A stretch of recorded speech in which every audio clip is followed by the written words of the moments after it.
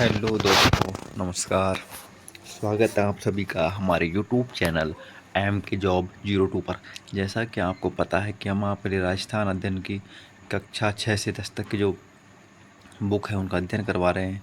तो आज प्रारंभ करते हैं अध्याय 2 कक्षा 7 का खनिज एवं ऊर्जा संसाधन।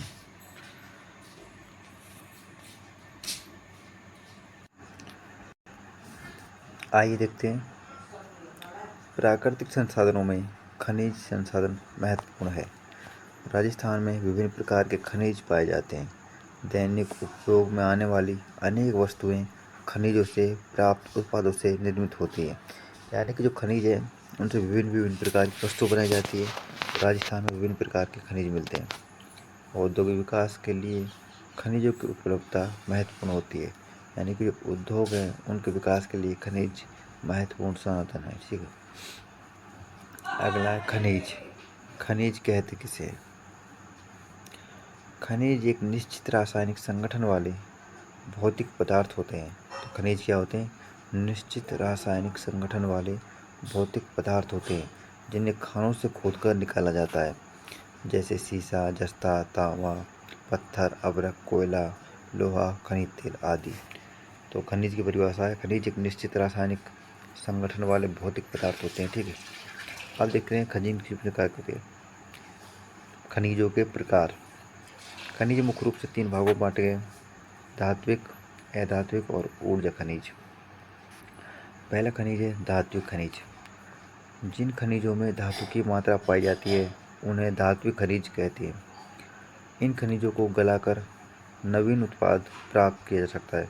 जो धात्विक खनिज है वो क्या है? धातु से बने होते हैं तथा इनसे पुनः नई वस्तु बनाई जा सकती है। यह कठोर होते हैं तथा इनमें चमक होती है। तो इनकी विशेषता क्या है भाई? यह कठोर होते हैं और ये क्या? चमकदार होते हैं। उसके बाद है अधात्विक खनिज। जिन खनिजों में धातु की मात्रा नहीं पाई जाती उन्हें अधात्विक खनिज कहते हैं। ये प्रकृति में जैसे मिलते हैं उन्हें वैसे ही उपयोग में लाया जाता है। यानी कि जो अधात्विक खनिज है इनमें फेरबदल नहीं किया जा सकता। ठीक है। ये जैसे होते हैं उसी प्रकार से इनको उपयोग में लिया जाता है, अर्थात इनमें बदलाव नहीं किया जा सकता।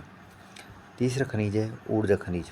जिन खनिजों से हमें ऊर्जा प्राप्त होती है उन्हें ऊर्जा खनिज कहते हैं, जिसमें कोयला, पेट्रोलियम और प्राकृतिक गैस मुख्य रूप से। अगला खनिजों को तालिका के अनुसार बांटा गया है और इनमें कौन कौन से खनिज आते हैं उनको दिखाया गया है। धात्विक खनिज। धात्विक खनिज में लोहायस्क, मैग्नीज, शीशे जस्ता, तांबा, चांदी। तो देख लेना धात्विक में कौन कौन से हैं। अधात्विक।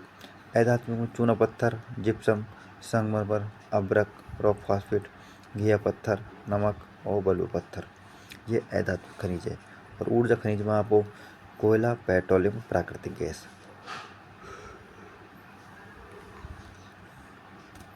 राजस्थान का बोलेस्टोनाइट, जस्पर, सीसा जस्ता इत्यादि खनिजों में एक अधिकार है। यानी कि जो ये खनिज है मुख्य रूप से बोलेस्टोनाइट, जस्पर, सीसा जस्ता ये क्या केवल राजस्थान में ही निकाले जाते हैं। तो इनमें राजस्थान का एक अधिकार है। संगमरमर, ग्रेनाइट, कोटा स्टोन, बलुआ पत्थर, चांदी, जिप्सम, रॉक फास्फेट, कैल्साइट, बाल कले, घिया पत्थर एवं तांबे के उत्पादन से भी राज्य अग्रणीय है। यानी कि जो अन्य खनिज है जैसे संगमरमर है, ग्रेनाइट है, कोटा स्टोन है, इन सभी में भी क्या राजस्थान अपना महत्वपूर्ण योगदान रख रहा है। यानी कि इनमें भी उत्पादन क्षमता अधिक है। खनिजों की उपलब्धता एवं उत्पादन में राजस्थान का अरावली पर्वतमाला क्षेत्र सर्वाधिक महत्वपूर्ण है। तो राजस्थान में जो अत्यधिक खनिज निकाले जाते हैं वो अरावली क्षेत्र से निकाले जाते हैं। ठीक है। देश का अधिकांश सीसा जस्ता राजस्थान से उत्पादित होता है। जो सीसा जस्ता उत्पादन होता है वह मुख्य रूप से राजस्थान से पैदा होता है। इसके उप उत्पादक के रूप में चांदी, कैडमियम भी प्राप्त होता है। जो सीसा जस्ता मिलता है इसी के साथ क्या चांदी और कैडमियम भी प्राप्त होते हैं। देवारी उदयपुर में जस्ता शोधक संयंत्र तथा चंदेरी चित्तौड़गढ़ में सीसा जस्ता शोधक संयंत्र है। यानी कि जो पृथ्वी के अंदर से खनिज निकाला जाता है वह अपने मूल रूप में नहीं होता, यानी कि बिल्कुल सफाई से नहीं होता। उसको साफ करने के लिए शोधक संयंत्र लगाए गए हैं, जिसमें एक कहाँ पर है? देवारी उदयपुर में। और किसका शोधन करता है जस्ते का। दूसरा है चंदेरिया में, जो किसका शोधन करता है, शीश जस्ते का। ठीक है, अब है राजस्थान के प्रमुख खनिज जिले एवं तालिका के अनुसार, यानी कि कौन सा खनिज राजस्थान में कहाँ पाया जाता है और इसका उपयोग क्या है। पहला है शीश जस्ता खनिज। यह राजस्थान में उदयपुर, भीलवाड़ा, राजसमंद में मिलता है। इसका उपयोग बैटरियों के लिए, सुरक्षा उपकरण बनाने के लिए, बर्तन बनाने के लिए। अगला है तांबा। यह मुख्य रूप से खेतड़ी, झुंझुनू, अलवर, सीकर और इसका मुख्य उपयोग है विद्युत का उपयोग में। तीसरा है लोहा अयस्क। लोहा अयस्क का उत्पादन राजस्थान में जयपुर, सीकर, झुंझुनू। ठीक है, चांदी चांदी का उत्पादन उदयपुर, राजसमंद इन जिलों में होता है। आगे देखते हैं जिप्सम। जिप्सम का उत्पादन बीकानेर, नागौर, श्रीगंगानगर, बाड़मेर और जैसलमेर इन क्षेत्रों में होता है। रॉक फॉस्फेट उदयपुर, जैसलमेर, बांसवाड़ा, जयपुर में। रॉक फॉस्फेट उदयपुर, जैसलमेर, बांसवाड़ा, जयपुर में। अगला खनिज है अब्रक। अब्रक का उत्पादन भीलवाड़ा, अजमेर, जयपुर क्षेत्र में होता है। अब्रक का उपयोग मुख्य रूप से विद्युत उत्पादन तथा विद्युत उद्योग तथा सजावटी दर्पण के लिए बनाया जाता है। अगला खनिज है बोलेस्टोनाइट। बोलेस्टोनाइट का मुख्य उत्पादन सिरोही और अजमेर जिले हैं। इसका उपयोग साज सज्जा वाले उद्योगों में, कागज उद्योग और रंग उद्योगों में किया जाता है। आगे देखते हैं अगला खनिज है संगमरमर। इसका उत्पादन राजसमंद, नागौर, उदयपुर, बांसवाड़ा, चित्तौड़गढ़, सिरोही। इसका उपयोग भवन निर्माण में। चूना पत्थर मुख्य रूप से चित्तौड़गढ़, सिरोही, कोटा और उदयपुर में उत्पादन होता है। इसका उपयोग सीमेंट उद्योग में किया जाता है। अगला जो खनिज है वो है ग्रेनाइट। ग्रेनाइट का उत्पादन जालौर, जैसलमेर, पाली, सिरोही आदि जिलों में किया जाता है। इसका उपयोग भवन निर्माण के रूप में किया जाता है। तो अब मानचित्र के हिसाब से हम देखेंगे कि कौन से क्षेत्र में किस प्रकार का खनिज पाया जाता है। ठीक है, तो आप ये मानचित्र जरूर देखें कि किस ज़िले में कौन से प्रकार का खनिज मिलता है। ठीक है, इसमें और कुछ देखने लायक है नहीं। देखो यहाँ पर आपको प्रतीक दिए हुए हैं कि जिप्सम को किस तरह से दिखाया गया है, तांबे को किस तरह से दिखाया गया है। ठीक है, चलते हैं आगे। अब देखते हैं ऊर्जा संसाधन कि ऊर्जा किन किन संसाधनों से प्राप्त होती है। ऊर्जा संसाधनों को दो भागों में विभाजित किया गया है। पहला है परंपरागत ऊर्जा संसाधन और दूसरा है गैर परंपरागत ऊर्जा संसाधन। परंपरागत ऊर्जा संसाधन उनको कहते हैं जो प्राचीन रूप काल से ही चले आ रहे हैं, और गैर परंपरागत संसाधन उनको कहते हैं जो अभी अभी नए नए वर्तमान में आए हैं। ठीक है, तो देखते हैं धीरे धीरे। ऊर्जा के परंपरागत संसाधनों में कोयला, खनिज तेल, प्राकृतिक गैस इत्यादि आते हैं। जो ऊर्जा के परंपरागत स्रोत है यानी कि प्राचीन स्रोत है, उसमें क्या कोयला, खनिज तेल, प्राकृतिक गैस इत्यादि आते हैं। ये एक बार उपयोग में ले जाने के बाद सदी के लिए समाप्त हो जाते हैं, यानी कि इनका अगर हमने अतिरिक्त दोहन कर लिया तो ये क्या समाप्त हो जाएंगे। ऊर्जा के गैर परंपरागत स्रोत में परमाणु ऊर्जा, पवन ऊर्जा, सौर ऊर्जा, बायोमास आदि है। इनका उपयोग बार बार किया जा सकता है। और जो गैर परंपरागत स्रोत हैं जो वर्तमान में उत्पादित हो रहे हैं, उनका उपयोग क्या हम बार बार कर सकते हैं। ठीक है, जिनमें कौन कौन से पवन ऊर्जा, सौर ऊर्जा, ज्वारीय ऊर्जा, बायोमास। ऊर्जा के परंपरागत स्रोत अब पढ़ेंगे। परंपरागत स्रोत कौन कौन से। कोयला जो मुख्य रूप से 4 प्रकार का होता है: एंथ्रेसाइट, बिटुमिनस, लिग्नाइट और पीट। एंथ्रेसाइट, बिटुमिनस, लिग्नाइट और पीट। जो एंथ्रेसाइट कोयला होता है वह सबसे उत्तम किस्म का होता है। ठीक है, राजस्थान में लिग्नाइट कोयला पाया जाता है। तो मुख्य रूप से जो कोयले 4 प्रकार के होते हैं, जिसमें सबसे अच्छा कोयला कौन सा होता है भाई, एंथ्रेसाइट। ठीक है, और राजस्थान में मुख्य रूप से पाया जाने वाला कौन सा, लिग्नाइट, यानी कि कच्ची क्वालिटी का। ठीक है, हल्का। यह कोयला पलाना, बरसिंगसर, बीकानेर, कपूरथली, बाड़मेर, मेड़ता रोड, नागौर, जैसलमेर क्षेत्र में मिलता है।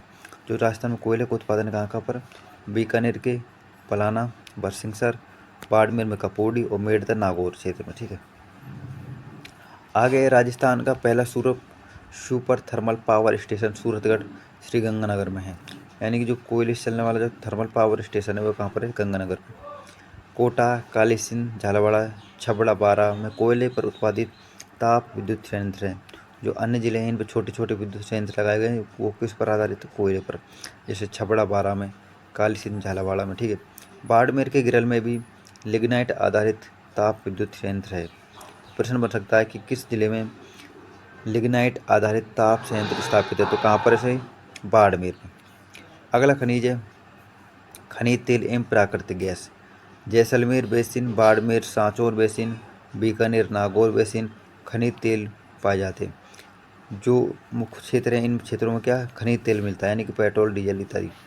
कहाँ पर? जैसलमेर बेसिन, बाड़मेर बेसिन और बीकानेर बेसिन। घोटारू, कमलीवाला, तनौट, मनिहारी टिब्बा, रामगढ़, राजेश्वरी, डांडेवाला आदि में प्राकृतिक गैस के भंडार मिलते हैं। जो ये अन्य स्थान है जैसे घोटारू है, कमलीवाला है, कमलीताल, तनौट है, मनिहारी टिब्बा है, रामगढ़ है, राजेश्वरी है, तो इनमें क्या प्राकृतिक गैस के भंडार हैं। ठीक है, आगे है सादेवाला जैसलमेर, बागेवाला बीकानेर, ऐश्वर्या मंगला बाड़मेर में खनिज तेल पाया जाता है। अब जो सादेवाला, बागेवाला इत्यादि, ऐश्वर्या मंगला ये क्षेत्र हैं, इनमें क्या खनिज तेल की उत्पादन क्षमता है। जैसलमेर में रामगढ़, बारा में अंता, धौलपुर में प्राकृतिक गैस आधारित विद्युत गृह हैं। तो जैसलमेर में कहाँ? रामगढ़ में, बारा में, अंता क्षेत्र में और धौलपुर में प्राकृतिक गैस आधारित विद्युत संयंत्र स्थापित किए हुए हैं। ठीक है, आप इनको बार बार देखें। अगला है जल विद्युत। जल विद्युत का ऊर्जा संसाधन में प्रमुख संसाधन है। ठीक है, जो जल विद्युत है इसके लिए अपना है जल विद्युत परियोजना। ठीक है, जल विद्युत। तो जल विद्युत ऊर्जा संसाधन में प्रमुख स्थान है, यानी कि जो जल से विद्युत बनाई जाती है उसका प्रमुख स्थान है। राजस्थान में चंबल नदी घाटी परियोजना के अंतर्गत गांधी सागर, राणा प्रताप सागर से जल विद्युत उत्पन्न की जाती है। यानी कि जो चंबल नदी है उस पर 4 बांध बनाए गए हैं, एक बांध मध्य प्रदेश में और 3 कहाँ पर है? राजस्थान में, जिन पर मुख्य रूप से गांधी सागर बांध, राणा प्रताप सागर बांध पर जल विद्युत उत्पन्न की जाती है। बांसवाड़ा जिले में माही बजाज सागर परियोजना से भी जल विद्युत की प्राप्त की जाती है। यानी कि जो बांसवाड़ा में माही बजाज परियोजना है उससे भी क्या जल विद्युत बनाई जाती है। कुछ बहुउद्देशीय नदी घाटी परियोजनाओं से भी राजस्थान को विद्युत उत्पादन में हिस्सा प्राप्त है, जैसे भाखड़ा नागल परियोजना, व्यास परियोजना। ठीक है, ये जैसे भाखड़ा नागल राजस्थान की, पंजाब की, ठीक है, मिश्रित योजनाएं, और व्यास परियोजना भी इसी प्रकार है। अगला है ऊर्जा के गैर परंपरागत साधन, यानी कि गैर परंपरागत स्रोत। ठीक है, पहला है परमाणु ऊर्जा। परमाणु ऊर्जा, ठीक है, रावत भाटा परमाणु ऊर्जा संयंत्र देश का दूसरा परमाणु विद्युत संयंत्र है। यानी कि जो रावत भाटा चित्तौड़गढ़ जिले में स्थित है वह देश का दूसरा परमाणु संयंत्र है जो चित्तौड़गढ़ जिले के रावत भाटा में स्थित है। ठीक है, यह पहला अत्याधुनिक तकनीकी एवं प्रौद्योगिकी से बनाया गया संयंत्र है। यानी कि जो नवीनतम टेक्नोलॉजी है उसके पर आधारित यह परमाणु संयंत्र है। अगली है पवन ऊर्जा, जो गैर परंपरागत स्रोतों में अगला है अपना पवन ऊर्जा। गैर परंपरागत का अर्थ है जो अभी अभी यानी कि कुछ वर्षों में प्रारंभ हुए। राजस्थान का भौतिक स्वरूप एवं जलवायु वन ऊर्जा के लिए सर्वाधिक उपयुक्त है। यानी कि जो राजस्थान का भौतिक स्वरूप है तथा यहाँ की जलवायु है वह पवन ऊर्जा के लिए बहुत ही महत्वपूर्ण है। वर्तमान में जैसलमेर, प्रतापगढ़, जोधपुर, बाड़मेर जिलों में पवन आधारित विद्युत गृह स्थापित है। यानी कि जो पवन ऊर्जा की जो अत्यधिक संभावना राजस्थान के पश्चिमी भाग में है, जिसमें क्या जैसलमेर, प्रतापगढ़, जोधपुर और बाड़मेर जिले हैं, इनसे भी विद्युत ऊर्जा बनाई जाती है। अगला जो अपना परमाणु संयंत्र है जो अपना गैर परंपरागत स्रोत है वह है बायोगैस। राजस्थान में पशुपालन प्रमुख व्यवसाय होने के कारण बायोगैस संयंत्र लगाए गए हैं। जो बायोगैस मुख्य रूप से पशुओं से जो प्राप्त होता है गोबर या अपशिष्ट, उससे उत्पन्न की जाती है। यह उदयपुर, जयपुर सहित अनेक जिलों में छोटे छोटे बायोगैस संयंत्र स्थापित किए गए हैं। यानी कि विभिन्न शहरों में छोटे छोटे बायोगैस संयंत्र स्थापित किए गए हैं। राजस्थान सरकार द्वारा बायोगैस संयंत्र स्थापित करने हेतु अनुदान भी दिया गया है। यानी कि जो राजस्थान सरकार है उसने कहा है कि जो भी बायोगैस संयंत्र लगाएगा हम उसके लिए आर्थिक सहयोग करेंगे और इसका उपयोग घरेलू ऊर्जा के रूप में किया जाता है। अगला गैर परंपरागत स्रोत है अपना सौर ऊर्जा, जिसका वर्तमान में बहुत ही अच्छी तरह से उपयोग हो रहा है। राजस्थान एक गर्म प्रदेश है, अतः सौर ऊर्जा का अधिकतम उपयोग संभव है। तो राजस्थान में क्या अत्यधिक गर्मी पड़ती है और ये क्या सौर ऊर्जा का महत्वपूर्ण स्रोत है। इससे सौर ऊर्जा उत्पादन की संभावना बढ़ जाती है।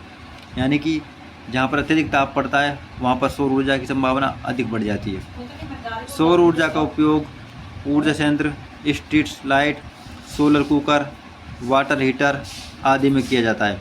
जो सौर ऊर्जा है इसका उपयोग स्ट्रीट लाइट यानी कि जो सड़क के किनारे अब लाइट होती है उनमें, या गली की लाइट होती है उनमें, सोलर कुकर, ठीक है, सोलर कुकर में, वाटर हीटर यानी कि गर्म पानी करने में आदि में उपयोग किया जाता है।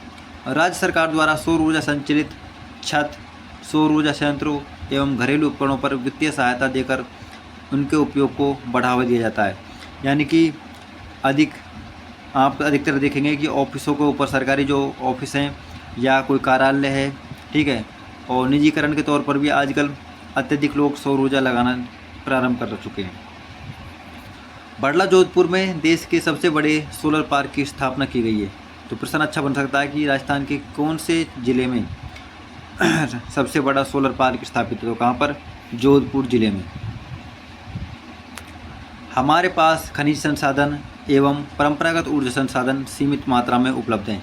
यानी कि जो हमारे पास खनिज संसाधन है और परंपरागत ऊर्जा संसाधन जिनमें पेट्रोल है, डीजल है, कोयला, वो क्या है? निश्चित है, यानी कि एक समय के बाद वो समाप्त हो जाएंगे। लाखों वर्षों की भूगर्भिक प्रक्रिया के द्वारा खनिज बनते हैं। जो खनिजों का निर्माण होता है ये क्या है? एक प्राकृतिक जो प्रक्रिया है, भूगर्भिक प्रक्रिया है, उसके माध्यम से बने। हमें खनिजों के अनियमित दोहन पर नियंत्रण करना चाहिए। यानी कि हमें खनिजों को भविष्य की आवश्यकताओं को देखकर ही इनका उपयोग करना चाहिए। ऊर्जा के प्रयोग में सावधानी बरतनी चाहिए और इसके अपव्यय को रोकना चाहिए, यानी कि व्यर्थ में इसको। तो अब प्रश्न देखते हैं हम कि एमसीक्यू प्रश्न इसके कैसे बनते हैं। पहला प्रश्न, धात्विक खनिज समूह को पहचानिए। यानी कि आपको बताना कि धात्विक खनिज कौन कौन से हैं। ऑप्शन ए है सीसा, तांबा, लोहा। ऑप्शन बी है सीसा, संगमरमर, जिप्सम। ऑप्शन सी है तांबा, मैग्नीज, चूना पत्थर। और ऑप्शन डी है ग्रेनाइट, तांबा, अब्रक। तो इसका उत्तर होगा, देखो पहले गलत वालों को हटाएंगे, ठीक है। तो चूना पत्थर अधात्विक है, ठीक है, जिप्सम अधात्विक है और अब्रक अधात्विक है। तो बचा क्या? ए।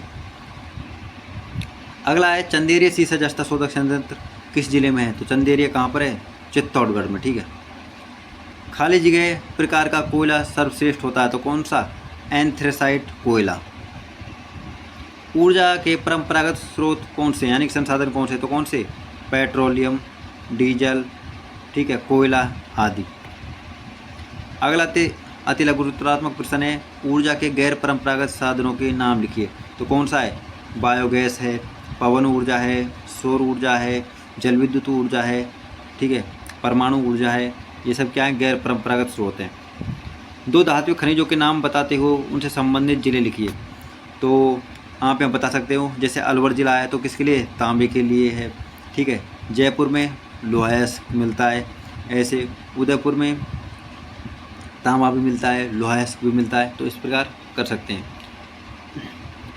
लघुत्तरात्मक प्रश्न, खनिज